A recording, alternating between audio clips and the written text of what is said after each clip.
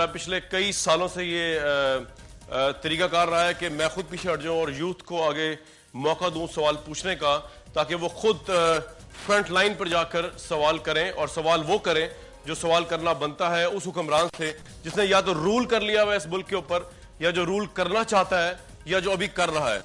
मैं बहुत warm welcome कहता हूं आज यहां पे पाकिस्तान की यूथ के साथ पाकिस्तान के साबिक सदर जनाब जनरल परवेज मुशर्रफ साहब को। A very warm welcome to him. Thank you जी, सवाल प्लीज। मेरा सवाल एक है लेकिन उसके 3 पार्ट।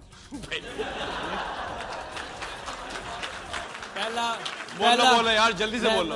उधर देखा क्या बकौल आपके बड़ी डेवलपमेंट आप पहले ये बताएं कहां से हैं, किस यूनिवर्सिटी से? भाई मैं कॉमर्स यूनिवर्सिटी से और लेक्चर छोड़ के आया हूं, सो मुझे जरा 5 मिनट दे दीजिएगा। Thank you very much. नहीं, ये तो यहाँ पे सिर्फ सब्जी बेचने बैठे भाई, ये भी सारे लेक्चर छोड़ के आए हैं। बकौल आपके बड़ी डेवलपमेंट हुई, बड़ी इकोनॉमी आई, बड़े डॉलर्स आए। मेरा आपसे सवाल ये है कि किसी की माँ बहन को बेच के, किसी की माँ बहन से उसका बेटा उसका भाई छीन के, किसी बच्चे से उसका बाप छीन के, किसी का बाप से उसका बच्चा छीन के, इसे मैं इकोनॉमी की डेवलपमेंट कहूँ कि बेशर्मी, बेहयाई और बेइज्जती की इंतहा कहूँ? बस यार, ये अब ये सवाल नहीं है। ये मेरे ख्याल में मिसिंग पर्सन की बात कर रहा है। क्या कह रहे हैं मुशर्रफ साहब? ये कह रहे हैं कि जो किताब में लिखा था ना कि CIA को दिए गए एजेंट्स पाकिस्तानी लोग दिए गए, उसकी बात हो रही है। लोग उठाए गए ना, उनको जवाब देने देना कि पाकिस्तानी उठाएंगे, कौन उठाएंगे? सरासर गलत इनको समझ है। CIA को कोई पाकिस्तानी एक भी नहीं दिया गया। ये हमारे ऑर्डर्स के खिलाफ था, हमारी पॉलिसी के खिलाफ था। फॉरेनर्स जो थे उनके लिए पॉलिसी थी कि ये उनके मुल्कों को ऑफर किए जाएं, और अगर उनके मुल्क नहीं एक्सेप्ट करते हैं तो ये जाएं जहां मर्जी, जो मर्जी लेना चाह रहा है चले जाएं। कोई पाकिस्तानी CIA को नहीं दिया गया, एक भी नहीं दिया। ये गलत क्या है? ये पता नहीं कहाँ से ये ले आते हैं, इनको बार बार बताया गया है, लेकिन फिर भी ये किसी में मेरे एंटी जो लोग हैं उनके प्रोपेगेंडा में आए हुए हैं और ये उनकी बात सुन रहे हैं। अच्छा होता है इस तरह के सवाल होने चाहिए ताकि अगर मिसपरसेप्शन दूर हो जाए। जी, कोई और सवाल आपका? मेरा पार्ट जो दूसरा है और आखिरी, 12 मई को कराची में कत्लो गारित होती है जब चीफ जस्टिस साहब वहाँ पहुँचते हैं जनाब, ठीक है। बेगुनाह लोगों को सड़कों पे, बसों में, उनकी गाड़ियों में मारा जाता है, और आप ये कहते, और उसी शाम 12 मई की शाम आप एक मेला से जाते हैं इस्लामाबाद, मुक्के दिखा के कहते हैं देखो मेरे साथ जिसने पंगा किया उसका ये हाल है, ठीक है। आप इतने मौला जट हैं, इतने सुल्तान रंग हैं, तो आए ना आप अब अदालतों का सामना करें, इस अवाम का सामना करें। आप इधर ऐलान करते हैं कि मैं आऊँगा, अगले दिन वो कोर्ट आपके वारंट जारी करती है, आप कहते हैं मैं अगले साल आऊँगा। अगर आप इतने बहादुर हैं तो आओ ना। चलो, वो जवाब दे चुके आने का, तो यार 12 मई का तसल्ली सर, 12 मई का जवाब दे दें कि वो मैं किसी के ऊपर इल्जाम नहीं देना चाहता हूँ। एक पॉलिटिकल एक्टिविटी, एक पॉलिटिकल डायनामिक्स थी, उनकी वजह से वो चीजें हुई हैं। मैं ब्लेम किसी को नहीं कर सकता हूँ। मुझे पता नहीं है किसने फायरिंग करवाई और किसने, कोई कुछ कह रहा है, कोई कुछ कह रहा है, तो मैं उसमें पढ़ना ही नहीं चाहता हूँ। लेकिन आप तो ये लिहाजा 12 जुलाई का एग्जामिन हुआ है, जो कुछ भी कर रहे हैं उसके फैक्ट्स मालूम करने की जरूरत है। लेकिन ये बात नहीं है कि मैंने ये करवाया, ये अगर ये समझने मैं ऐसी चीजें नहीं करवाता। वो जिसने भी करवाई, जो भी उसके पीछे था, मुक्के तो आप दिखा रहे थे ना रात को इस्लामाबाद में मेला से जाकर। तो वो तो कराची में वाकया हुआ है यार। मुक्के मैं बिल्कुल दिखाता हूँ, मुक्के दिखाने मैं जानता हूँ, और मैं आऊंगा जहाँ तक ये जो आप कह रहे हैं वो मैं आऊंगा जरूर, और जब मैं आऊंगा तो मुक्के दोबारा दिखाऊंगा। आप अगर मुझे स्टेटमेंट से सेटिस्फाई कर देना तो मैं अभी आपकी पार्टी ज्वाइन कर लूँ। जो इस मुल्क में हालत जंग है ना, वो आपकी वजह से। आप तो खुद अमेरिका के टाउट थे ही, हमें भी गुलामी में लेके गए। आपने मेरी बात सुने, आप बात सुने, गैर पार्लिमानी, ठीक है। आपने उनको इजाजत दी, उनको अड्डे दिए, वो कोई रेमंड डेविस बन गया, कोई पेशावर से गाड़ी पकड़ी जाती गोरों की, उनमें असला होता है, ठीक है, वो सब करते रहे।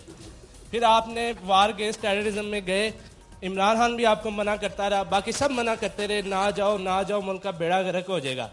आज के 42,000 लोग आपने मरवाए, कई हजार लोग अभी भी मुश्किल तौर पे बेचारे माजूर हैं, और सबसे बढ़ के आपने जो आपके मुहब्बे वतन कबायली थे, जिन्होंने 48 की जंग में, 65 की जंग में, 71 की जंग में आपका पाकिस्तान सिक्योर किया, आपने उनको अपना पक्का दुश्मन बना लिया। और एंड पे आपने तो अपने इदारे के साथ भी वफादारी नहीं की। आपने आर्मी को वो नुकसान पहुंचाया जो तारीख में किसी जनरल ने नहीं पहुंचाया। आपने 7,000 फौजी शहीद करवाए, 7,000 फौजी शहीद करवाए, फाइनेंशियली लॉस लैदा। और आपने अवाम और फौज में इख्तिलाफात क्रिएट किए। ठीक है, मेरा सवाल ये है कि आप हमें बेवकूफ़ समझते हैं कि आप, या शायद आप गलत फहमी है, खुश फहमी में कि हम फिर आपको वोट करेंगे, फिर आपको लाएंगे। चल भाई बस कर दे, तेरी मेहरबानी। मैं हाँ सर जवाब कोई देना दे दे। ये तो ये जो कह रहा था कि ये हुआ वो हुआ, तो इसके क्या जवाब दूं मैं? ये कुछ ना जानता है, ना इसको कोई समझ है किसी चीज की, तो ये बेवकूफ़ी है जाहिर है। और वो खुद ही कह रहा है कि क्या आप हमें बेवकूफ़ समझते हैं, तो मैं वाकई में इसको मैं बेवकूफ़ी समझता हूँ, क्योंकि इसको कोई समझ नहीं है। तो मैं क्या जवाब दूं? इसके जवाब देने के काबिल भी नहीं है ये, क्योंकि ये सवाल करना नहीं जानता है, ना इसको हकायक पता है। ये एक मेरे ख्याल में पॉलिटिकल एजेंडा है, वो लगा हुआ है इसको। मुझे अफसोस जरूर है कामरान के ये पढ़े लिखे, ये यूनिवर्सिटी और कॉलेज के हैं, और बैठे हुए इस तरीके की बातें जो जिनमें ना ये पढ़े हुए हैं, उनके इश्यूज को ना समझा हुआ है इन्होंने, ना इन्होंने पढ़ा हुआ है। तो ये सवाल इस तरीके से ये एक स्टेटमेंट्स दे रहे हैं, सवाल करने का तरीका भी नहीं आता है। तो मुझे बड़ा अफसोस हो रहा है ये देखकर। मेरा नाम हसीब आमिर है। सर सबसे पहले क्वेश्चन ये आपसे कि पीएमए में जब कैडेट पास आउट होता है तो he took the oath that he will never ever interfere in the political issues. तो आपने भी वो ओथ उठाया था और फाइनली आपने वो ओथ तोड़ दिया। क्यों तोड़ा? दूसरी बात, आप कह रहे हैं कि you are very well stable in England और UK wherever you are right now, but आप ये भी कहते हैं कि मुझे पाकिस्तान की हालत देख के अब अफसोस हो रहा है। तो जब सर ये सब कुछ हो रहा था तब आपको पाकिस्तान का जरा ख्याल नहीं आया कि मैं क्या कर रहा हूँ? Sir no doubt you have been a very wonderful leader, but आपने जहाँ जहाँ जो ब्लंडर्स किए हैं सर वो इतने भारी थे कि पाकिस्तान अब सफर कर रहा है। Sir that is all. हाथ में रखें, खड़े रहें। पीएमए के ओथ ना जी सर, वो ये बात सही है, वो ओथ लेते हैं।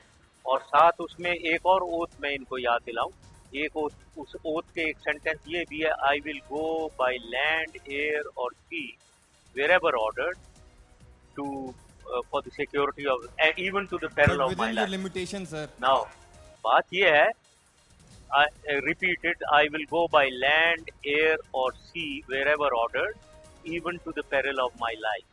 ये भी है, मतलब एक वो तो एक फुल ओथ है, लेकिन ये ओथ ली वो बात सही है, पॉलिटिक्स में नहीं। लेकिन आप ये मुझे बताएं, प्रॉब्लम पाकिस्तान के उनको विजुलाइज करें। प्रॉब्लम पाकिस्तान का हमेशा एक कॉन्फ्लिक्ट है स्टेट और कॉन्स्टिट्यूशन का। ये कॉन्फ्लिक्ट है जो मैंने कई दफा समझाया। स्टेट डेंजर में होता है, एक डेमोक्रेटिकली इलेक्टेड गवर्नमेंट आई हुई है, वो स्टेट को खत्म कर रही है। तकरीबन स्टेट फेल्ड स्टेट और डिफॉल्टेड स्टेट बन रहा है। तो फौज के सामने हमेशा सिचुएशन एक दफा नहीं 4 दफा हो चुकी है, स्टेट को बचाएं तो कॉन्स्टिट्यूशन वायलेट होती है, कॉन्स्टिट्यूशन को बचाएं तो स्टेट खत्म हो रहा है। आज भी सूरत हाल यही है। आज भी सूरत हाल ये नहीं है कि लोग फौज की तरफ जा रहे हैं, भाई कुछ करो, कुछ करने की बताओ, तो वो तो कॉन्स्टिट्यूशन तो यही है, वो ओथ तो वही है। तो ये इतनी simple at this level, at ऊंचे लेवल पे बातें, जहां मुल्क इन्वॉल्व हो जाए, जहां पूरी गवर्नेंस हो जाए, तो उधर इतनी सिंपल क्लियर कट चीजें नहीं होती है। सर मेरा नाम मोहम्मद वकाश है और मेरा आपसे क्वेश्चन ये है कि मैं आपको आपके तरक्याती काम गिनवाना चाहता हूँ। आपका पहला तरक्याती काम आपने आफिया सदीकी को बेचा। दूसरा आपका तरक्याती काम आपने पाकिस्तान की लॉ एंड ऑर्डर की सिचुएशन को ख़राब किया। तीसरा आपका तरक्याती काम आपने बलोचिस्तान के बिल्कुल हालात ख़राब कर दिए। तो अगर यही तरक्की याफ्ता की डेफिनेशन है मेरे भाई जी, तो सवाल क्या आपका यार? क्वेश्चन ये है कि आपने मोहसिन पाकिस्तान डॉक्टर अब्दुल कदीर खान को उनके घर में नजरबंद क्यों करवाया था? हाँ, डॉक्टर कदीर के साथ जवाब देने का।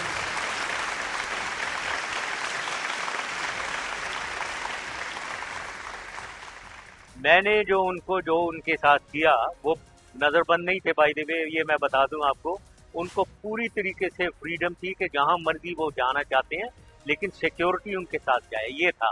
बंद नहीं थे वो कराची भी गए हैं उसी दौरान, वो घूमे फिरे भी हैं उसी दौरान, लेकिन सिक्योरिटी के साथ। तो मैं ये बता दूं कि जितना मैंने उन्हें प्रोटेक्ट किया है उसमें कोई नहीं, वो तो अगर ये नहीं करते तो खुदा न खास्ता पता नहीं उनके साथ क्या हो जाता।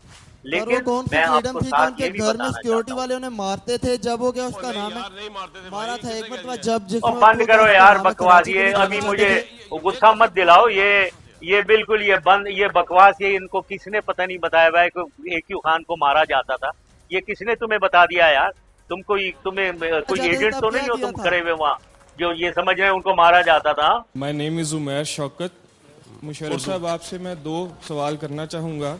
लाल मस्जिद का ऑपरेशन हुआ, मेरी माएँ बहनें बच्चे उसमें शहीद हुए, आपने बाद में आके कहा कि ये हमारी ताकत नहीं जानते। 12 मई का वाकया हुआ, बहुत से बेशुमार लोग कराची में मरे, आपने रात को एक जश्न इस्लामाबाद में लगा के मुक्के दिखा के कहा कि ये हमारी ताकत को नहीं जानते। मैं आपसे ये पूछना चाहूंगा, ड्रोन हमले आपके दौरे इक़्तिदार में शुरू हुए, आपने उनको मुक्के क्यों नहीं दिखाए? क्या आप डर गए थे? क्या आप एक फौजी होने के बावजूद डर गए थे? दूसरा सवाल। एक मिनट भाई, एक पहला सवाल जवाब दे दें, बस। अरे ड्रोन आपने क्यों ये रोके एक मुशर्रफ सवाल, साहब? ये पहली चीज तो ये है, लाल मस्जिद में माएँ बहनें और बच्चे मारे गए, सरासर झूठ है ये। जो भी वहाँ थे, अगर वो मौलवी साहब जो वहाँ के हैं अभी भी जिंदा हैं, वो कुरान शरीफ लें, हाथ रखें उसके ऊपर और कसम खाएं कि वहाँ एक भी अगर औरत या बच्चा मारा गया हो, अदर देन उनके डॉक्टर वो मौलाना गाजी साहब की वालदा, वो क्योंकि निकली नहीं, बाकी कोई ना एक बच्चा ना एक औरत उधर मारी गई है। ये सारा झूठा प्रोपेगेंडा फैलाया गया है। जो ये भी साहब खड़े हुए, ये जो बच्चा जो सवाल कर रहा है, इमोशनल हो रहा है, वो यही बात, मैं यही जवाब दूंगा।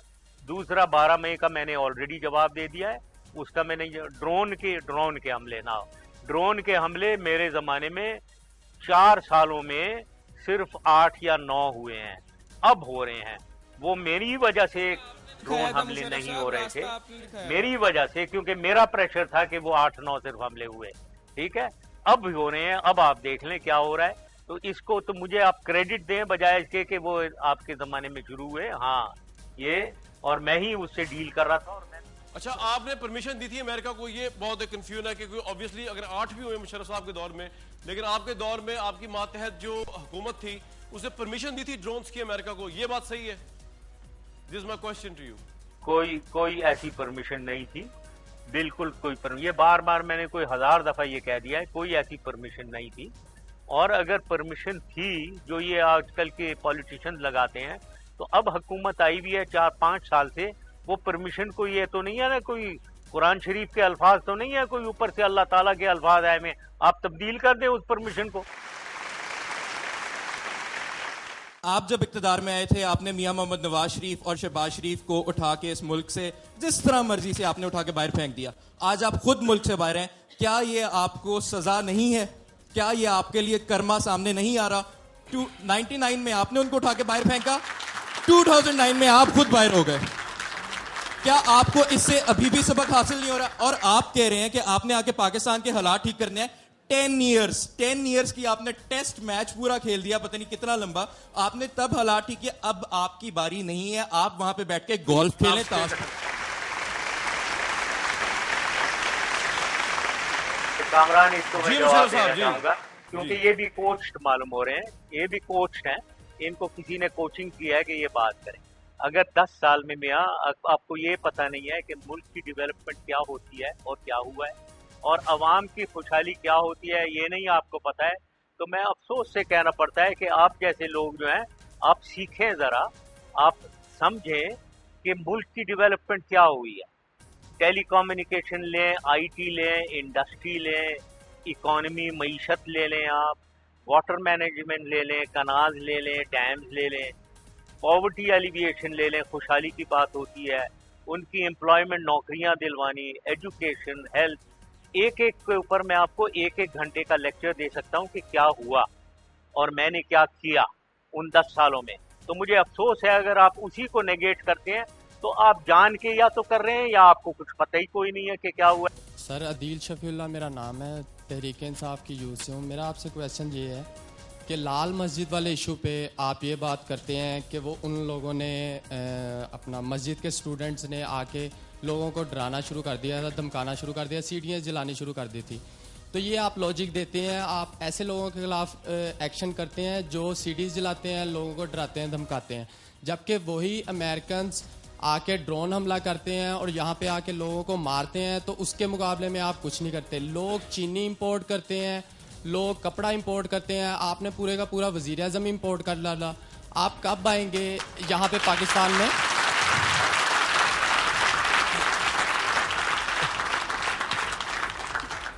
अच्छा, जब तक आप उस जुडिशरी के साथ 7 साल सुकून कर लिया आपने, उसके बाद आपको उसी जुडिशरी में खामियां नजर आनी शुरू कर दी जब उन्होंने आपके खिलाफ केसेस किए। ऐसे ही अब पीपी गवर्नमेंट कहती है कि मेरे भाई सारे सवाल आप नहीं कर रहे हैं, दूसरे भी इंसान इस दुनिया में बस रहे हैं। और आप ये आप ये बात कहते हैं कि आपका एंड क्या है? मुशर्रफ साहब से सवाल क्या है? आप मुशर्रफ साहब ये कहते हैं कि मैं एसएसजी कमांडो हूँ, मैं डरता वरता नहीं हूँ। तो आप मुझे ये बात बताएं कि तारीख पे तारीख देते जा रहे हैं जज साहब। आपने कब आना है वापस इस मुल्क में? आए, फेस करें सारी चीजों को। इनको बड़ी जल्दी जनाब आ जाएं। आप तो एसएसजी कमांडो की तौहीन कर रहे हैं। भाई आपका नाम क्या है? आपका सवाल इतना लंबा, आपका नाम क्या था? अदील शफीउल्लाह। ये अदील साहब को बहुत जल्दी जनाब आपके आने की। मुशर्रफ साहब इनको तो आके अपना कमांडो पर दिखाएं। ये सवाल कम, ये इतना लंबा स्टेटमेंट। पहले तो मैं इन्हें यही एडवाइस दूंगा कि सवाल पूछने का तरीका सीख लें पहले। ये सवाल इनकी स्टेटमेंट है, पूरी लंबी चौड़ी एक स्टेटमेंट दिया है जो मुझे लग रहा है कि ये एक कोच्ड आदमी, जिन्हें बताया गया है कि आप इस तरीके से बात कर लें ताकि मुझे एम्बैरेस करने के लिए। ये वो है। देखो भाई, बात ये है कि ये सारे ये लंबी चौड़ी उनका मैं जवाब नहीं दूंगा। वो पहले कामरान ने भी पूछ लिया था, मैंने बता भी दिया है। ये सारे इश्यूज हैं जिनके लंबे लंबे जवाब हैं, उनमें मैं नहीं पढ़ूंगा। जहां तक मेरे आने का ताल्लुक है और पहले डेट मैंने चेंज करने का ताल्लुक है, मेरे कमांडो होने का ताल्लुक है, उसे छोड़ो तुम। जब सर्विस में मेरी सर्विस देखें, मैंने 2 जंगें लड़ी हुई हैं, मुझे गैलेंट्री अवार्ड मिला हुआ है, ठीक है। तो ऐसी कोई बात नहीं, जंग का गैलेंट्री अवार्ड मुझे मिला हुआ है। तो पहले मेरी तारीफ देख लें, मेरी प्रोफेशनल कैपेबिलिटीज देख लें, फिर बात किया करें। जहाँ तक मेरे आने का ताल्लुक है, आना बहादुरी एक चीज होती है और बेवकूफ़ी दूसरी चीज होती है, ठीक है।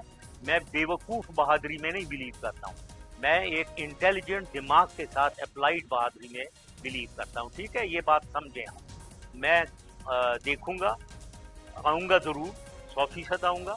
एक माहौल देख रहा हूँ, एक माहौल क्रिएट कर रहा हूँ, उसके मुताबिक मैं आऊँगा। अस्सलाम वालेकुम, मेरा नाम अनिल भट्ट है, यूनिवर्सिटी सेंट्रल में जॉब का स्टूडेंट हूँ। सर मेरा आपसे क्वेश्चन ये है कि आप हमेशा कहते थे पाकिस्तान फर्स्ट, पाकिस्तान फर्स्ट। आपने जब एनआरओ बनाया तो उस टाइम पाकिस्तान कहाँ गया था? ये तो मेरे ख्याल से आपकी अपनी ज़ाती एनआरओ था, उससे पाकिस्तान का जो आज नुकसान हो रहा है, या इससे फ़ायदा पाकिस्तान को क्या हुआ था, या नुकसान तो हम देख रहे हैं पाकिस्तान के क्या हालात हैं और क्या हो गया है। तो आपने एनआरओ क्यों बनाया? और सारे यही कहते हैं, जो आपके साथी थे वो सारे यही अब आपके टीवी शोज पे कहते हैं कि यू आर द पायनियर जिसने एनआरओ बनाया। तो आप मुझे बताया कि आपने एनआरओ पीपल्स पार्टी की मुबैना करप्शन को क्यों आपने उनका साथ दिया? आज आप पाकिस्तान के हालात देखें, उस पर पीपल्स पार्टी दोबारा आ गई है, सिंपैथी वोट चलेगी। हालांकि मुशर्रफ साहब, मुझे याद है आप जो थे वो बड़े वोकल थे करप्शन के ऊपर। बेनजीर भुट्टो साहब और जरदारी साहब को आप दुनिया का सबसे करप्ट टोला कहा करते थे।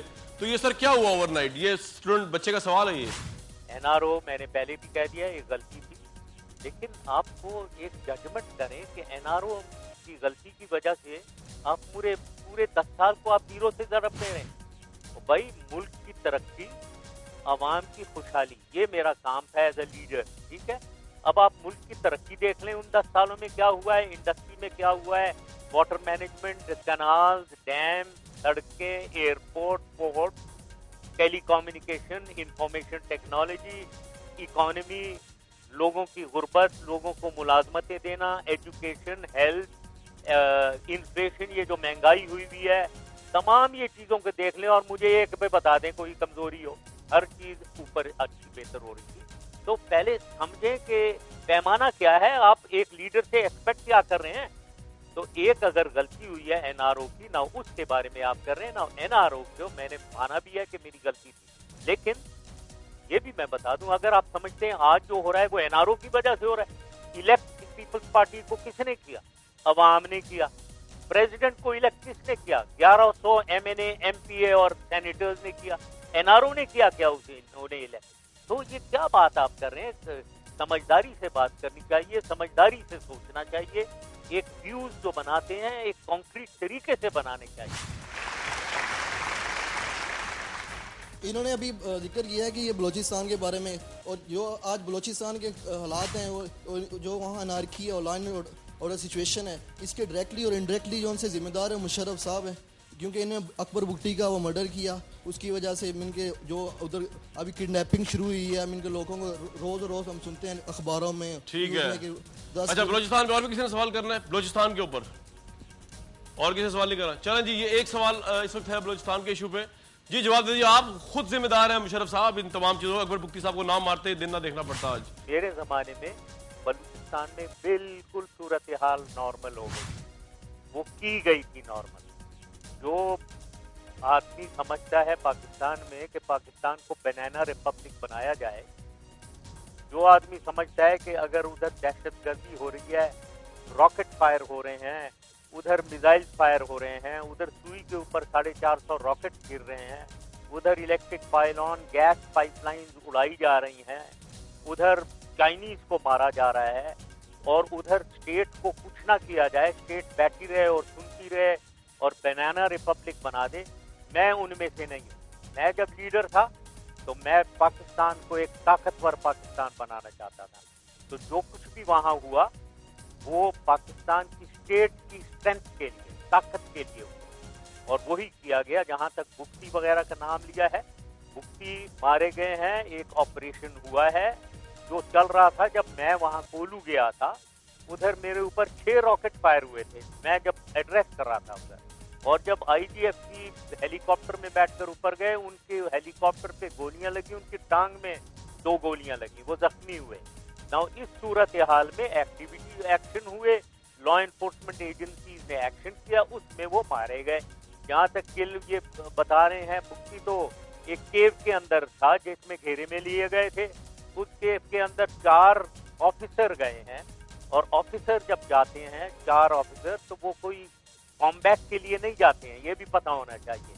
वो जाहिर है उनको बात करने के लिए गए थे, उनको बाहर सेफली लाने के लिए गए थे, और लड़ने के लिए नहीं गए थे। दूसरे ऑफिसर जो है वो कोई रॉकेट लॉन्चर नहीं लेकर जाते हैं, SMG कैरी करते हैं, सब मशीन गन लॉन्चर ऑफिसर नहीं लेकर जाते हैं। उधर अंदर 4 ऑफिसर गए थे जो शहीद हुए हैं वहाँ, वो सिर्फ सब मशीन गन कैरी करते हैं। फायर अंदर से हुआ है, या फायर रॉकेट लॉन्चर फायर हुआ है, या फिर एक्सप्लोसिव लगे हुए थे।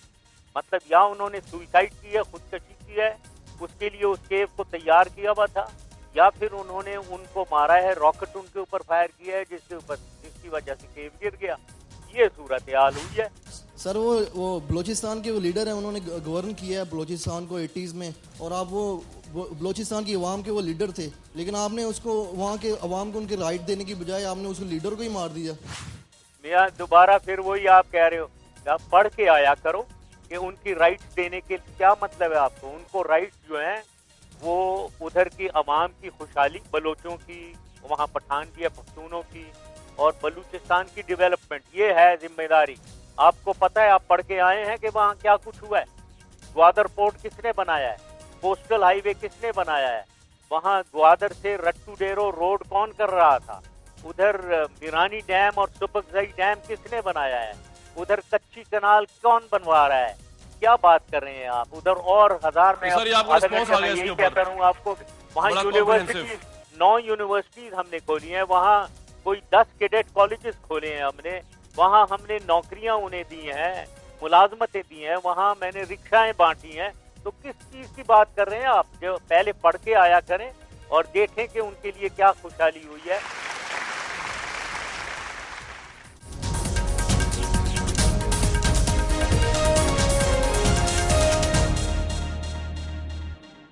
जनाब अपना नाम बताएं और सवाल पूछ लें। अस्सलाम वालेकुम, मेरा नाम मोहम्मद हिनान न्याजी है। सर मेरा क्वेश्चन आपसे ये कि आपने 10 साल के कितने पाकिस्तान पे रूल किया, तो आपको क्या चीज़ रोक रही है पाकिस्तान आने से? मेरा नहीं ख्याल कि कोई chief of army staff, former chief of army staff अपने मुल्क में आने से इतना डरेगा, क्योंकि आप मुख्तलिफ तारीख पर तारीख दे रहे हैं। चलो सर, इनको तारीख दे ही दें। आज आप इलेक्शन से पहले आएंगे, इलेक्शन डे में आएंगे, बताएं कब आएंगे? बड़े लोग चाहते हैं आपको। और सर मेरा क्वेश्चन दूसरा ये था सर, मैं एक और ऐड करना चाहूंगा सर। आप कह रहे हैं मैं पार्टी यहाँ पे आके बनाऊंगा और आपका एक पूरा रोड मैप ऑर्गेनाइज करेंगे, पार्टी बनी हुई है उनकी जी। तो जो आपके पुराने साथी थे वो तो आपको छोड़ के चले गए, तो हम कैसे तवक्को रखें कि आपके नए साथी भी आपके साथ रहेंगे? ठीक है जी, अब किसी एक सवाल का जवाब दे दें। ये सही कह रहे हो कि पुराने साथी जो छोड़ के चले गए, जो भी छोड़ के गए हैं ना, ये वेरियस जगहों में गए हैं अपने बारे में सोचकर, क्योंकि मैं देख रहा हूँ कि यहाँ लोटागर्दी जो है उसका निज़ाम पूरा है। पॉलिटिकल सिनारियों में यही है।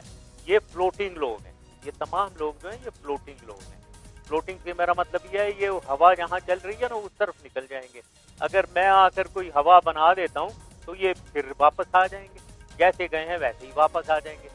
और ये 1100 लोग हैं टोटल, MNA MPA 1100 लोग हैं। इनके अलावा भी आप समझें कि लीडरशिप है।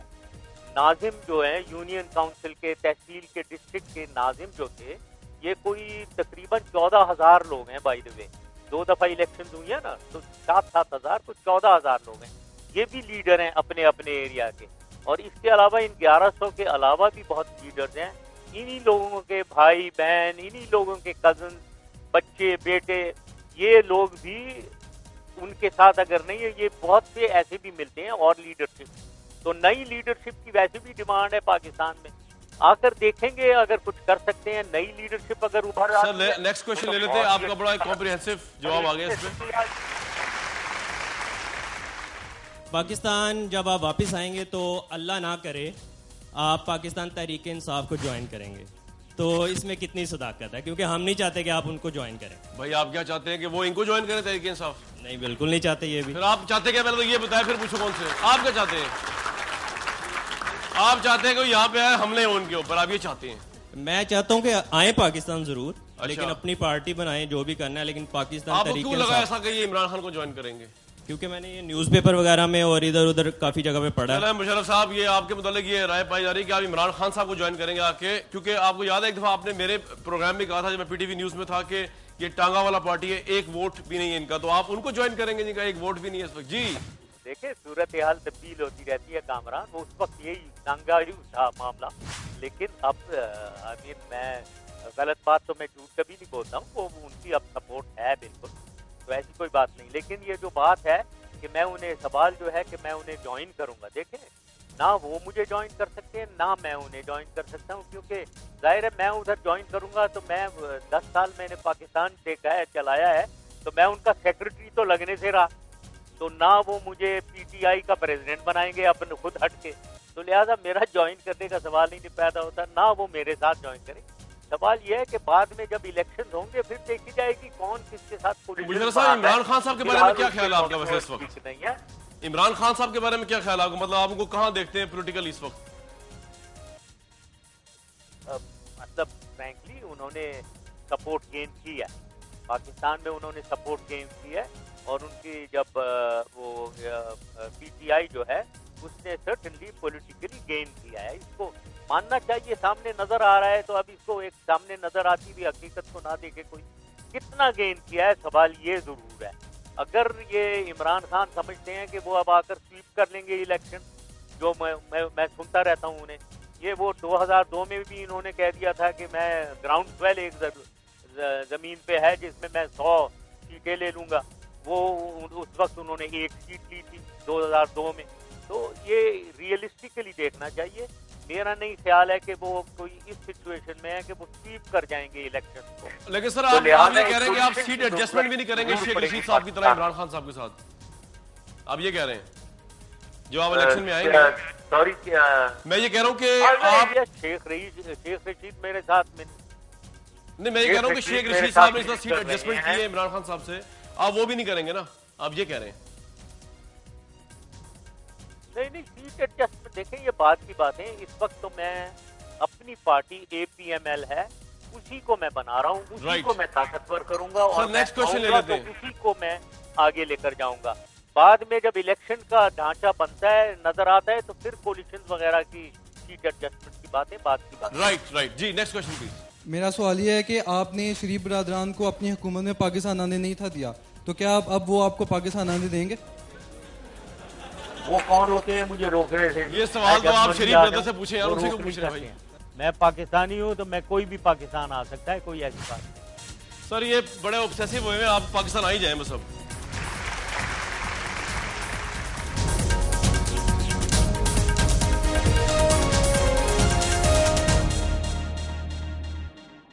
सर मेरा क्वेश्चन आपसे ये है कि पाकिस्तान से आपको फरार करने या होने में किस पार्टी या कुव्वत का हाथ है?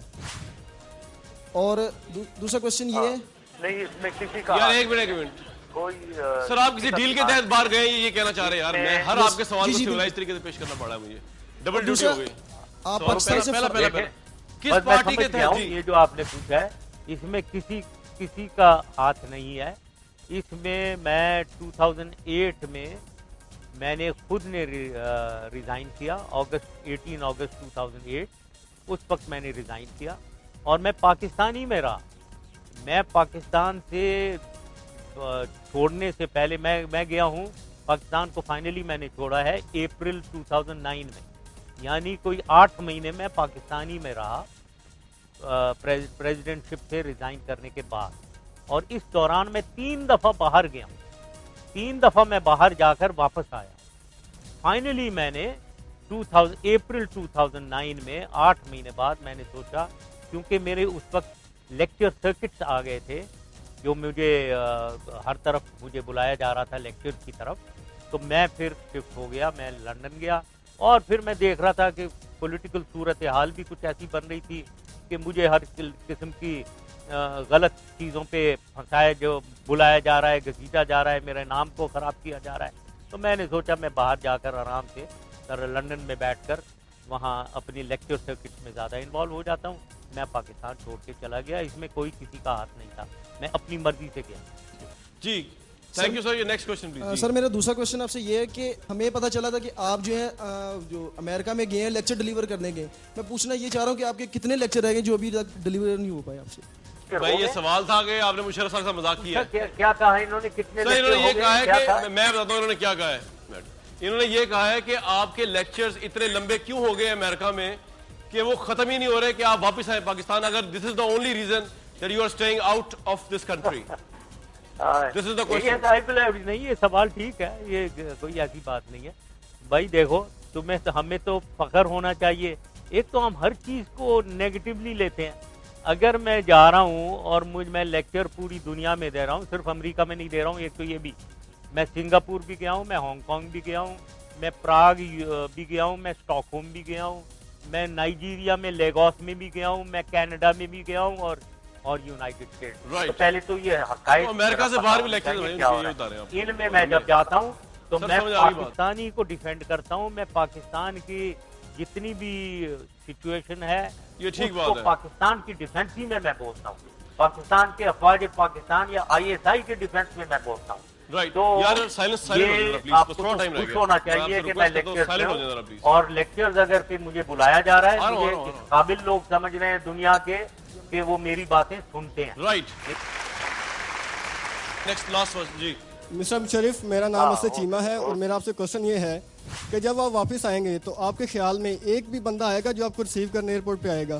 सेकंड क्वेश्चन ये है कि आपने अपनी एक पार्टी बनाई, अभी तक आपने एक भी इजलास कराया जिसमें 1000 बंदा भी आ जाए, या आपने अपने मेंबर्स ही कंप्लीट किए हैं? और आप कहते हैं मेरी पार्टी नहीं देखा, उसमें हजारों लोग आए थे जी। पता नहीं किधर भाई आप कोई सो रहे थे पूरा, कहाँ जहाँ ये दर्जनों APML के जलसे हुए हैं और उसमें हजारों लोग आए हैं। कराची में अगर आपको याद हो कोई 50-60 हज़ार बंदा था।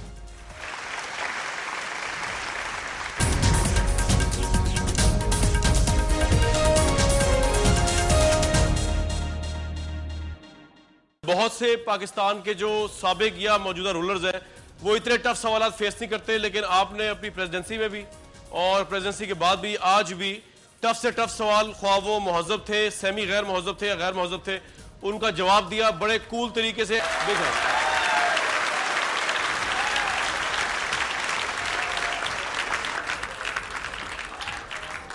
तो मैं आपको इस पे पूरे हॉल की तरफ से शुक्रिया अदा करता हूं। आप कुछ कहना चाहते हैं? आखिरी 30 सेकंड्स हैं सर कहने के लिए। कामरान, सबसे पहले तो थैंक यू वेरी मच कि मुझे आपने ये बुलाया, और थैंक यू वेरी मच ये जितने भी ज़ाहिर है 500 लोग बैठे हुए हैं, इनमें से सवाल तो कोई 15-20 ही ने किया है। मैं सिर्फ ये एक एडवाइस छोड़ना चाहता हूँ आप सबको, पढ़ें, सिर्फ पढ़ना सिर्फ अपनी किताबें नहीं बल्कि देखें, पूरी नॉलेज एक्वायर करें, पाकिस्तान के बारे में देखें, जो भी आपके तहफ़्फ़ुज़ात हैं उसको रियलिस्टिकली देखें और समझें, और उस समझने के बाद इंटेलिजेंट सवाल करना सीखें।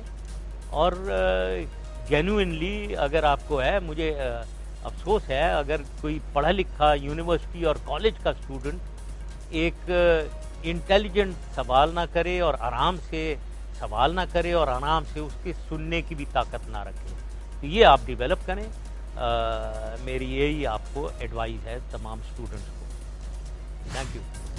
आज का प्रोग्राम था यूनिवर्सिटी ऑफ सेंट्रल पंजाब के कैंपस से हुआ, और वहाँ के स्टूडेंट्स और जो भी स्टूडेंट्स बाहर से भी यहाँ पे आए हुए थे, उन सबका भी शुक्रिया। पाकिस्तान की यूथ उसका हक है पाकिस्तान के मौजूदा और साबिक हुक्मरानों के ऊपर टफ से टफ सवाल करें। मुझे कामरान शाहिद को इस प्रोग्राम के प्लेटफॉर्म से इजाज़त दी थी। बहुत शुक्रिया जनाब, थैंक यू।